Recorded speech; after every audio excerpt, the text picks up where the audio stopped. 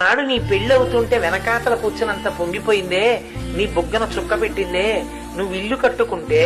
తను ముందు పాలు పొంగించిందే, మా అన్నయ్య ఇల్లు కట్టుకున్నాడు, మా అన్నయ్య ఇల్లు కట్టుకున్నాడని అంత పరవశించిపోయిందే, తన భర్త నెలకి 50,000 తెచ్చేవాడైనా తోడ పుట్టినటువంటి వాడు పీటల మీద కూర్చుని మంగళహారతి ఇచ్చినప్పుడు కట్టం కింద వేసిన 1000 రూపాయలు